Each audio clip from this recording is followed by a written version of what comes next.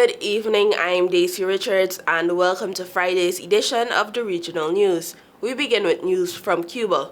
Cuba said on Thursday that Russian warships would arrive in Havana next week, but that the 4 Navy ships carried no nuclear weapons and did not present a threat to the region.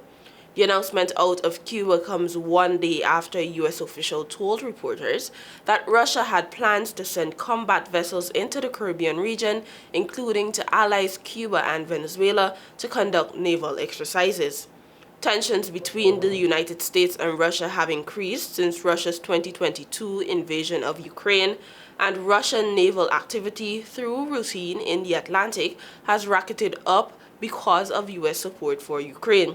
U.S. officials have said United States does not, however, see the expected arrival of a small number of planes and ships as threatening.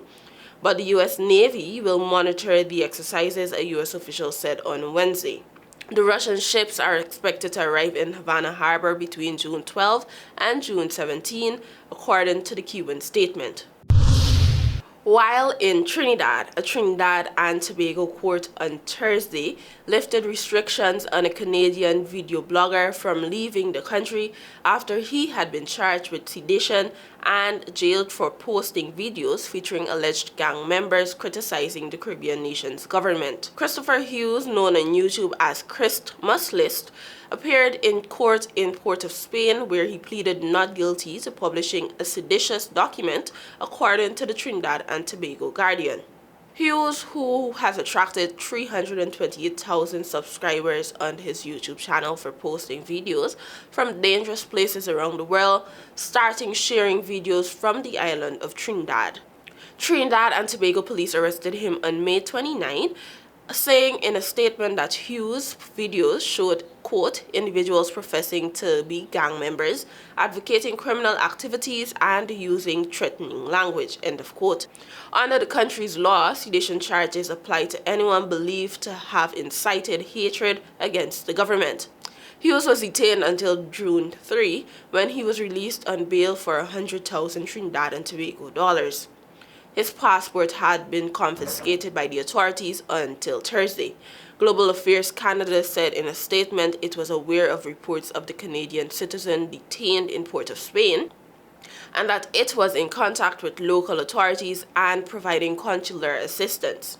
If convicted, Hughes would face up to 5 years in prison and a $25,000 Trinidad and Tobago dollars fine, a BBC article said. Now for some international news. Just over 170,000 migrants crossed the Darien Gap that connects Panama to Colombia over the first 5 months of this year.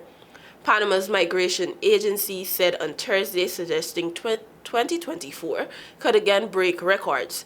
This is 2% higher than the nearly 167,000 who made the crossing in the same period of last year. Data from the National Migration Service, SNM, showed as more people embarked on the dangerous crossing, many seeking better opportunities in the United States. Last year marked a record year for migration through the Darien, during which more than 500,000 people crossed a stretch of thick jungle where migrants who trek on foot for days often face robbery, violence, human trafficking, and sexual abuse. The record numbers prompted authorities to seek international help and harden their border security, though numbers have kept rising. A new government due to come into power on July 1 is set to study tightening its southern border in a bid to halt migration. While numbers were up through early 2024, S&M recorded a significant decline in April and May, attributed to the start of the rainy season. Authorities said people from Venezuela, a country facing an economic and political crisis, represented the largest group crossing the Darien Gap. SNM said that a further 4,499 people has made the crossing in the first 6 days of June, 901 of whom were children. This year's upward trend may be impacted by a broad asylum ban imposed by U.S. President Joe Biden this week that could deter migrants from making the journey.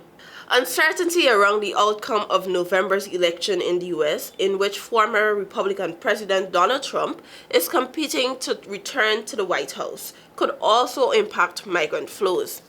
Thank you for watching. Have a great weekend. Until next time.